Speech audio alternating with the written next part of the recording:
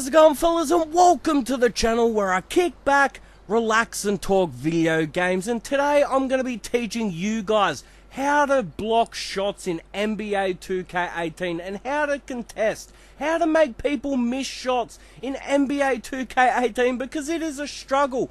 After these patches, they've been shooting 3 after 3 in people's faces time and time again. So over the next few minutes, I'm going to be teaching you how to block shots and how to contest shots in NBA 2K18. Let's get into it. So the first thing I want to talk about is the 3 types of shot contests in NBA 2K18. Everybody wants to block shots, but it's not always the biggest thing to do. As long as you get a hand in someone's face, it really does make the difference. And how you want to do that, because in previous 2Ks, all you had to do was hold L2, and that was intensive defense, automatic shot contest. But that doesn't work in NBA 2K18. Holding L2 can only get you a light shot contest, no matter how close you are. So what you need to do is use the right analog stick and hold it towards the person that you're trying to shot contest. So if the guy's left of you, hold it left. If the guy's right, hold it right. If he's in front, hold it down. Same old thing, just hold the right analog stick to shot contest in NBA 2K18, because it does so much more than just holding L2. So the next shot contest I want to talk about is just the standard block. Just hit triangle, and all he does is jumps directly in the air with his arm up in the air. And what this does is it helps prevent jump shots without giving fouls. It's the same with someone trying to drive to the basket. If you've got the big man, just hit triangle. You don't need to hold turbo, because holding turbo will create a different animation. So what you want to do with the big man, if a guy's driving to the basket, is just hit triangle. If a guy's open with a jump shot, you want to hit triangle. You don't want to be holding turbo when you hit triangle, because then you get the different animation. And I'm going to be talking about that one now. The next one I'm going to be talking about is holding R2, holding the turbo while hitting triangle. What this does is makes your arm actually move forward and trying to block the shot. This does give away fouls when doing it with a jump shot, so you don't want to do it too much when trying to contest a jump shot, because you'll be giving away foul time and time again. It's the same when you're in the paint. If someone's trying to dunk on top of you, if you hold R2, it doesn't get a good enough vertical jump to try and stop a guy without holding R2. So if he's driving to the basket and you're a big man only, if you're a guard or a small forward, you have to hold R2 regardless, because you need that swipe animation to get the block. But if you are a big man, you don't need the swipe animation if someone's trying to dunk over you. So the next thing I want to talk about is positioning and timing. This is the hardest thing to do, and it's going to take a hell of a lot of practice, because players have different timing when going up for shots. Sometimes players don't automatically go up for shots. Lesser players, ones that don't have a lot of skill, will go up straight away. So they're easy to time 100% of the time. But if you are struggling with timing blocks, just shot contest. All you have to do is, as I said before, move the dual shock towards the player. It doesn't matter whether he's under the basket or not. You won't jump. So that gives you a chance to actually contest the shots instead of just jumping in the air, giving away an easy layup because the guy just pump fakes, or just doesn't even pump fake at all, just runs under the ring and you automatically jump.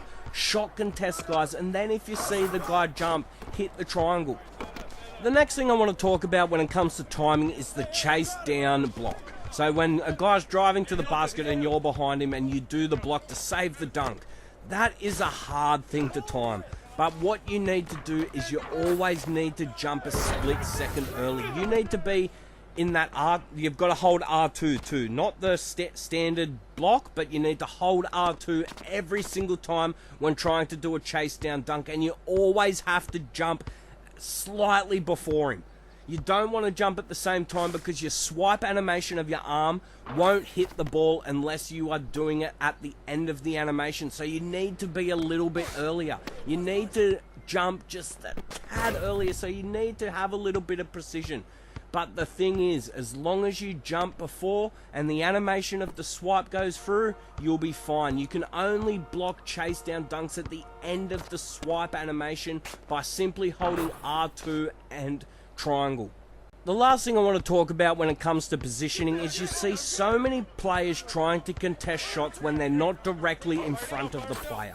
That virtually won't work. It really won't. You have to be standing in front of your player to have any form of decent shot contest. If you want to get heavily contested shots, you've got to be directly in front of them. Being to the side, being at the back will provide a little bit of contest, but nowhere near enough to make you consistently make people miss shots in NBA 2K18, guys. So you have to stay in front of guys. You need to use the L2, the crab walk feature, to stay in front of your man. If you're struggling as well, you can use the automatic shot contest and hold it towards him, and you will directly hold your arm out and it'll give you a general sense of where you're contesting. So try it out, guys, because if you can stand in front of your man when you're contesting shots, it makes a hell of a lot of difference. So the last thing I want to talk about before I end this video is just different game modes have different block sliders and block success. See, look, if you're going for a block in My Park,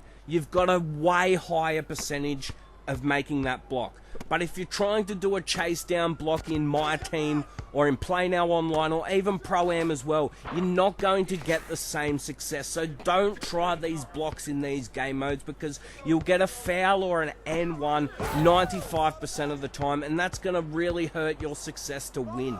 So knowing simple things like that in different game modes, it really helps, because if you just give away AM1 after AM1, nobody wants to play with you. You can never win in My Team, and it just makes it harder to succeed. So learn the game modes, and blocking is a huge thing in My Park, but it isn't in other game modes. You can get away with it in My Park, but as I said, in other game modes you will just fail time and time again. But anyway, guys, I've talked and raved long enough. If you do like these videos, don't forget to leave a like, and don't forget to hit the subscribe button. It really does help out. And leave in the comments below anything that you're struggling with when it comes to NBA 2K18. Leave it in the comments below. But anyway, guys, I've talked and raved long enough. If you liked the video, leave a like, comment, subscribe, and I'll catch us later.